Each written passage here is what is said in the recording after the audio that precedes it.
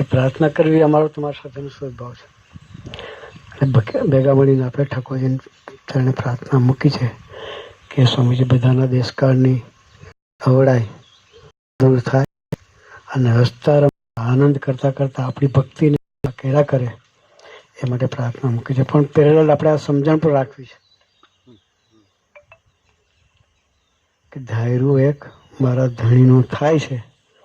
એ સમજણથી આપણે જીવવું છે તો ભગવાન કંઈ દુશ્મન નથી. ભગવાન કોઈના દુશ્મન નથી. એ હિતકારી પુરુષ છે, મંગલકારી પુરુષ છે, કરતા હતા એ છે. આપણું ક્યારેય અહિત કરે નહીં.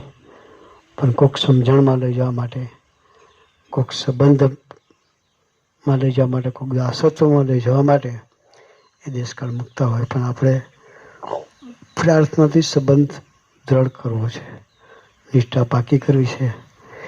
મહારાજને પ્રાર્થના કરી છે.